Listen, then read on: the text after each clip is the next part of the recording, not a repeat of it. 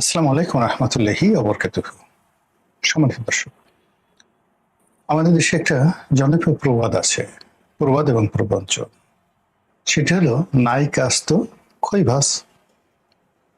এবং আপনারা যারা গ্রাম বাংলায় বড় হয়েছেন তারা জানেন যে খই ভাজা যখন হয় এবং সেই খইয়ের সঙ্গে ধান থাকে এবং সেগুলো বাছতে বহু সময় লাগে। চাল ডাল একত্র করলে যেভাবে আলাদা করতে সময় লাগে, তেমনি খই ভাজার যে পর্ব, এটা হলো প্রাথমিক পর্ব। আর দ্বিতীয় পর্ব হলো ওই খইয়ের ভেতর থেকে ধানের যে খোসাগুলো সেগুলো বের করা। এতে করে 1 কেজি খই বাছতে আপনার হয়তো 3-4 ঘন্টা সময় চলে যাবে। তো যখন আপনি বেকার থাকেন, কোনো কাজকর্ম থাকে না, তখন আপনি এই খই ভাজবেন এবং খই বাছবেন, তারপরে খই খাবেন। এই জন্য বলা হয় নাই কাস্ত খই ভাজ। এখন বাংলাদেশের অবস্থা হলো এই, যখন আপনি কোনো কিছু মিলাতে পারবেন না, তখন এই কাজ আওয়ামী লীগ করেছে। যখন আপনার কোনো কাজ থাকবে না, তখন 2-4 জন ছাত্রলীগকে ধরতে হবে, আওয়ামী লীগকে ধরতে হবে, আওয়ামী লীগের বাড়ি ঘরে আক্রমণ চালাতে হবে, 2-4টা মামলা দিতে হবে। এবং জনগণের আকর্ষণ তৈরি করা, মনোযোগ একদিকে নিয়ে যাওয়া, এটি যখন আপনার প্রয়োজন হবে পক্ষে বা বিপক্ষে, তখনই দিল্লি থেকে শেখ হাসিনাকে বাংলাদেশে আনতে হবে। তারপরে শেখ হাসিনার বিষয়ে কথাবার্তা বলতে হবে এবং সে আজকে ঢুকে পড়বে।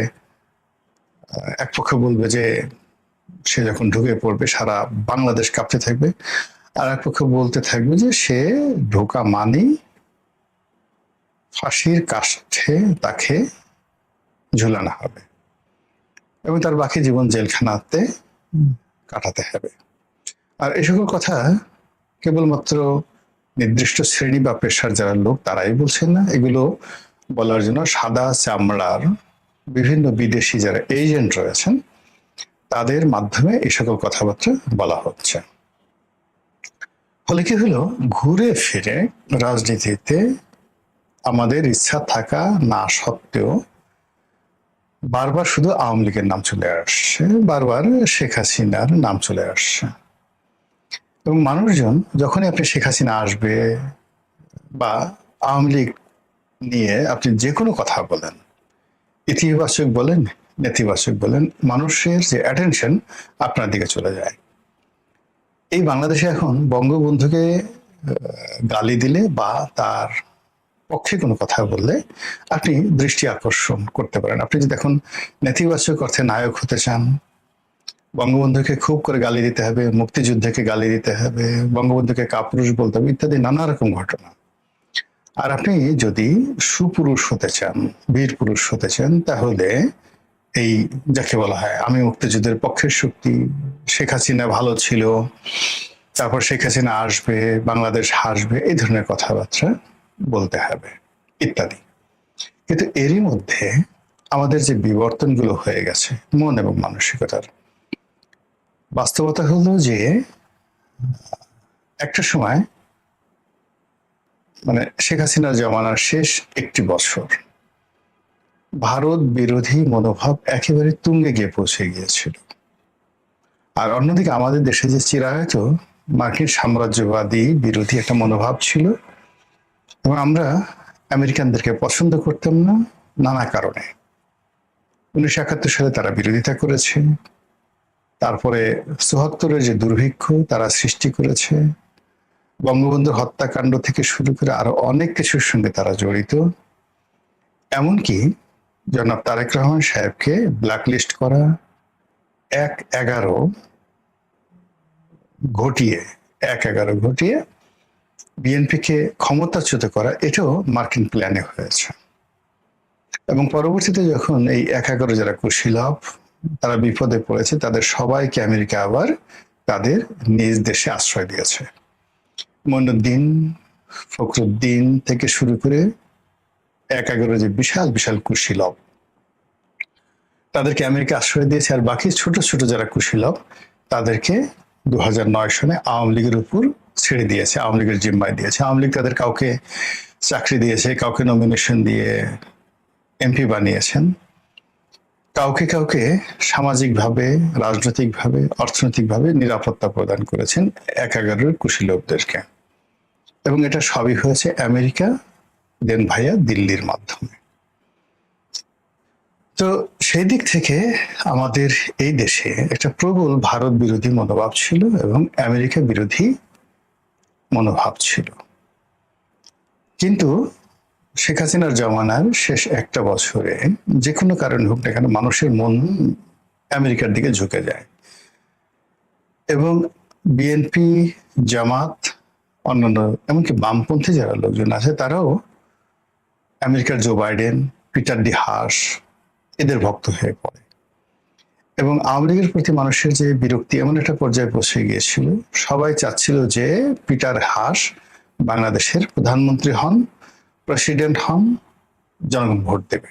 পিটার হাসের জনপ্রিয়তা এমন একটা পর্যায়ে চলে গিয়েছিল। কিন্তু সেই পিটার হাস, ডোনাল্ড লু, এমনকি আমরা বহু মানুষ ডোনাল্ড লুকে শান্তির অবতার মনে করতাম, যে সে কেন আসে না।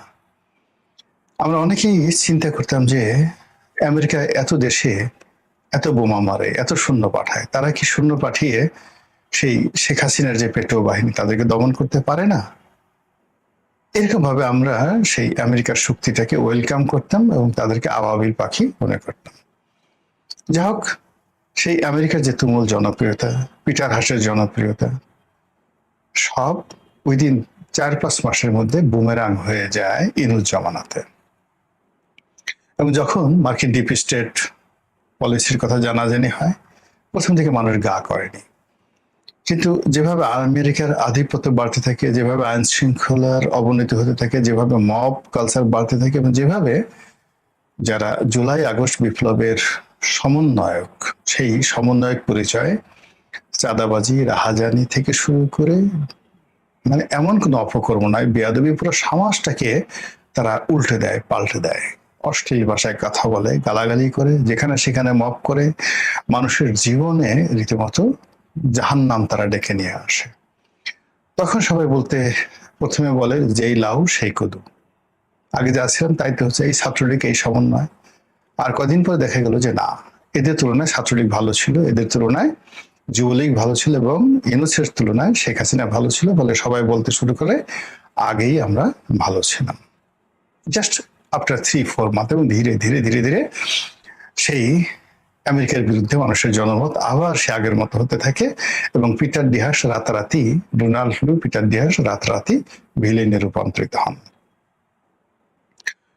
তো এই যে তারা ভিলেনে রূপান্তরিত হলেন, এবং সেই রূপান্তরিত হতে হতে আমেরিকা বুঝলেন যে তাদের হাতে সময় বেশি নাই, ক্ষমতা খুব দ্রুত পরিবর্তন করতে হবে, হতে হবে, অথবা যদি আমরা এটা নিজেরা নেগোসিয়েশন না করি তাহলে শেখ হাসিনার বিরুদ্ধে যেভাবে একটা গণ অভ্যুত্থান হয়েছে, ইউনূসের বিরুদ্ধে তার সেটা আরো বড় ম্যাসিভ গণ অভ্যুত্থান হবে। তার আগেই তারা একটা নির্বাচন অনুষ্ঠান করে ফেলে, বিএনপির হাতে ক্ষমতা চলে যায়, এবং ইউনূস এবং জামাত এবং অন্যান্য এনসিপি তাদেরকে একটা সেফ এক্সিট আমেরিকার পক্ষ থেকে দেয়া হয়। এইভাবে আমরা আসলে শুনে আসছি। গল্প হতে পারে, মিথ্যা হতে পারে, সত্য হতে পারে, but that is the fact. তো এরকম যখন অবস্থা হয়, তখন ওই যে আমেরিকার বিরুদ্ধে যে ক্ষোভ, এনসিপি বিরুদ্ধের যে ক্ষোভ, জামাতের বিরুদ্ধে যে ক্ষোভ, এটা বাড়তে থাকে। আর যখন একদিকে ক্ষোভ বাড়তে থাকে, তখন অন্যদিকে মানে অপোজিট, যেমন ভারত, আওয়ামী লীগ, ছাত্রলীগ সংগতি করেন, ওইদিকে ক্ষোভ কমতে থাকে।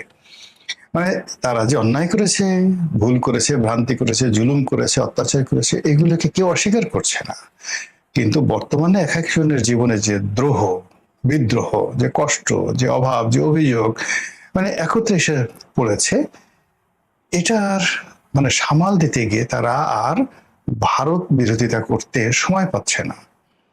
খুব করে উস্কানি দেওয়া হচ্ছে বিভিন্ন মহল থেকে, এই ভারতের দিল্লি না পিন্ডি, সবার আগে Bangladesh, I have a plan. মানে এই জিনিসগুলো এখন অনেকটা মানুষের মুখে মুখে ফিরছে নেতিবাচক অর্থে। এখন নরেন্দ্র মোদী, দিল্লি, অমিত শাহ বা সীমান্তে যে পুশিং হচ্ছে, এগুলো নিয়ে সীমান্ত উত্তেজনা আছে, কিন্তু বাংলাদেশের মানুষ তারা বলছে ভাত দাও, কর্ম দাও, ব্যবসা দাও, বাণিজ্য দাও, ইত্যাদি ইত্যাদি। ভাত দে হারামজাদা, নচেত মানচিত্র খেয়ে ফেলবো। তো এই যে একটা অবস্থা তৈরি হয়েছে, সেই অবস্থার মধ্যে শুধু বারবার সামনে আসছে শেখ হাসিনা কবে আসবে, শেখ হাসিনা আদৌ আসবে কিনা, শেখ হাসিনার সঙ্গে দিল্লিতে কারা কারা দেখা করছেন, তারপরে বিভিন্ন রকম মিডিয়া, তো মূলধারার মিডিয়াকে বলছে না, কিন্তু সামাজিক যে মাধ্যমগুলো রয়েছে সেখানে যারা আওয়ামীপন্থী ইনফ্লুয়েন্সার রয়েছে বা বিএনপি বিরোধী ইনফ্লুয়েন্সার রয়েছেন, জামাতপন্থী ইনফ্লুয়েন্সার রয়েছে, মানে সব মিলে একটা জগা খিচুড়ি তৈরি করে শেখ হাসিনাকে এমন একটা জায়গাতে মানে বসানো হয়েছে, অবস্থা দৃষ্টি মনে হচ্ছে যে শেখ হাসিনা সেখানে মুঘল সম্রাট আকবরের মতো বসে আছেন।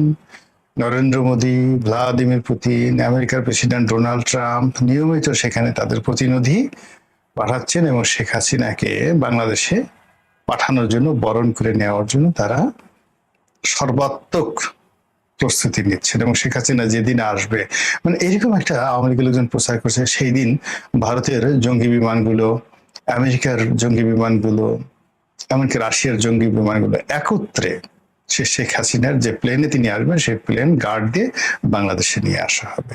এইরকম একটি অবস্থা তৈরি হয়েছে। আর যখন এরকম একটা ঘটনা ঘটে, শেখ হাসিনা তো খুব ছোট খেলোয়াড় নন, অনেক পাকা খেলোয়াড়, বহু ঘাটের পানি খেয়েছেন, বহু মানুষকে নাস্তা নাবুদ করেছেন, জীবনে বহু উত্থান পতন দেখেছেন।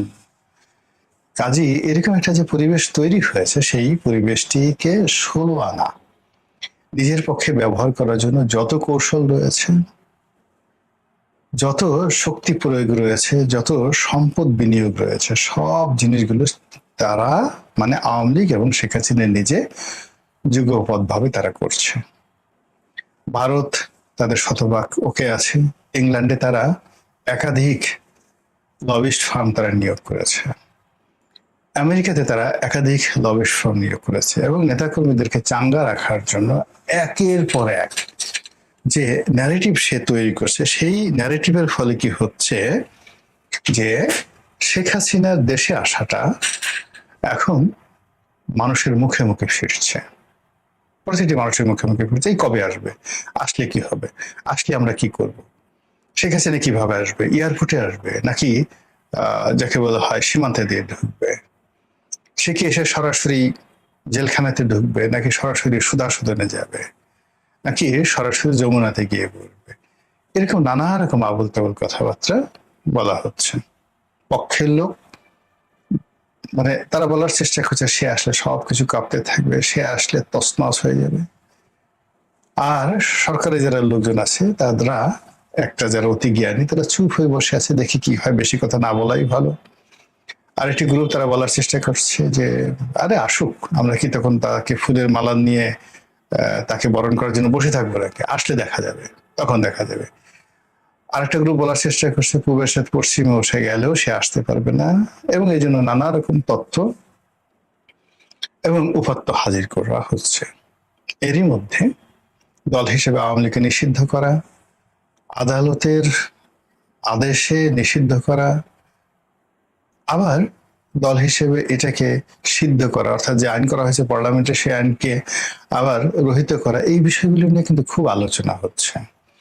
আওয়ামী লীগকে রিকনসিলিয়েশন করা, আওয়ামী লীগকে চিরতরে ব্যান্ড করা, বিকল্প শক্তি হিসেবে আওয়ামী লীগকে ব্যবহার করা, পুরো জিনিসের মধ্যেই বারবার শুধু আওয়ামী লীগের নাম চলে আসছে, শেখ হাসিনার নাম চলে আসছে এবং তার দেশে ফেরার কথা চলে আসছে, এবং একই সঙ্গে আবার ডক্টর মোহাম্মদ ইউনূসকে নিয়ে কিন্তু আলোচনা হচ্ছে, নতুন করে আলোচনা হচ্ছে, তারেক রহমান সাহেবকে নিয়ে আলোচনা হচ্ছে, তাকে ভয় দেখানো হচ্ছে, তিনি ভয় পাচ্ছেন বা না পাচ্ছেন ডাজ নট ম্যাটার, কিন্তু তাকে প্রচন্ডভাবে ভয় দেখানো হচ্ছে যে আপনার বাবার মতো আপনি বিপদে পড়বেন, আপনার বাবা কথা শুনেননি, আপনি আমাদের কথা শুনেন, ঢাকার বাইরে যাবেন না আর ঘর থেকে বেরোবেন না।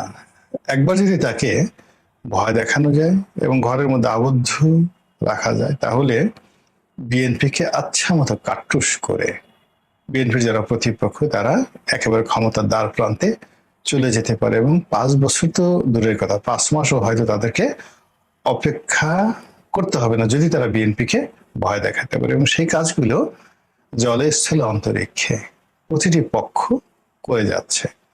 তার বিপরীতে বিএনপি কি করছে বা কি করবে সেটি এখন দেখার বিষয়। মহান আল্লাহ আমাদের সবাইকে হেদায়েত দান করুন এবং হেফাজত করুন। আসসালামু আলাইকুম ওয়া রাহমাতুল্লাহি ওয়া বারাকাতুহু।